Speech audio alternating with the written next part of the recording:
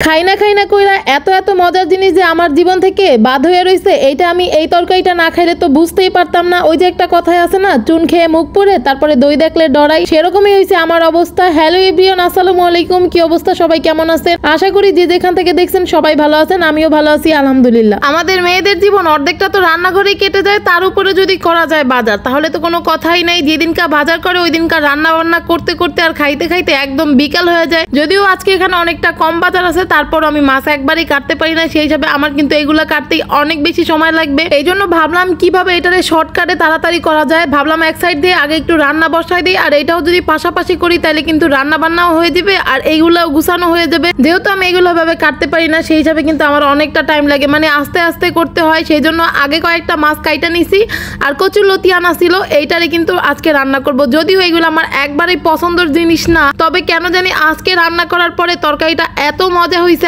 হয়েছে যে আমি পেট আর মন দুইটা ভরেই খাবার খাইছি। এমন অনেক খাবার আছে যেগুলো আমি টেস্ট না করেই খাই না, মানে কোনো ধরনের সবজি ওইভাবে আমার এত ভালো লাগে না, যার কারণে আমার খাওয়া হয় না। খুব কম জিনিসপত্র খাওয়া হয়। তারপর ভাবলাম চিংড়ি মাছটা আমার পছন্দের লিস্টের এই একটা খাবার, যদিও তো এটার সাথে তোমাদের ভাইয়া আবার পছন্দ করে লতি, মানে সেও আমার জন্য শান্তিতে কোনো কিছু খাইতে পারে না। সংসারে যদি দুইজন মানুষ থাকে, একজনে একটা খায় আর একজন আরেকটা না খায়, তাহলে কিন্তু যে খায় তারটাও আর খাওয়া হয় না। ওই যে শাকসবজি না খাইতে কিন্তু তারও এখন খাওয়া হয় না। তারপরে এই লতিগুলো দেখতে অনেক সুন্দর ছিল, তাজা তাজা, এই জন্য নিয়ে আসছে বাসায়। আর সাথে যেহেতু চিংড়ি মাছ নিয়েই আসতে চাই, ভাবলাম একটু তারে রান্না করে দেই। আর আমার খাওয়ার একবারই নিয়েছিল না, কিন্তু রান্না করার পরে আমাদের বলছে তুমি একটু টেস্ট করে দেখো, যদি খাইতে না পারো তাহলে খাওয়ার দরকার নাই। তারপর আর কি আমিও একটু টেস্ট করতে যাই, পুরোটাই টেস্ট করে খাইয়া লাইছি আর কি। লতি রান্নার পাশাপাশি কিন্তু আমি ডালটাও রান্না করে নিছি। যদি আমি না খাইতে পারি, আগে থেকে এরকম চিন্তা ভাবনা ছিল, যদি না খাইতে পারি তাহলে কিন্তু আমি ডাল দিয়ে ভাতটা খাবো। আরো সাথে একটা ভাজি ছিল। অনেক জিনিসই আসলে মেয়েদের আগে পছন্দ হয় না, কিন্তু বিয়ের পরে কিন্তু মানে সবার সাথে একটু একটু টেস্ট করতে করতে ওইটা খাইতে অনেক বেশি ভালো লাগে। তো আমি হয়েছি সেই সব মেয়েদের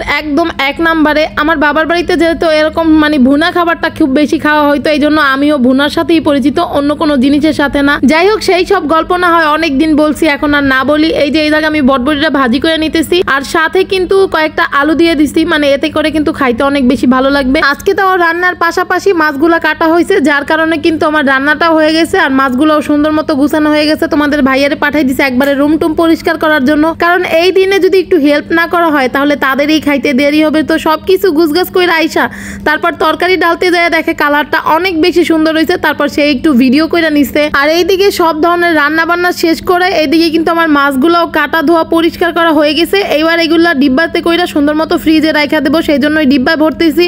আর একটা কথা আজকে আমি খুব ভালো করে বুঝলাম, সেটা হলো যে কোনো জিনিসেই খাই না এরকম না করে একটু টেস্ট করে দেখা উচিত, তাহলে কিন্তু মতামতটা ঘুরতেও পারে। তো এই তো ছিল আজকের ভিডিও। কেমন লাগলো অবশ্যই জানা যাবেন, ভালো লাগলে লাইক কমেন্ট শেয়ার করবেন। আল্লাহ হাফেজ।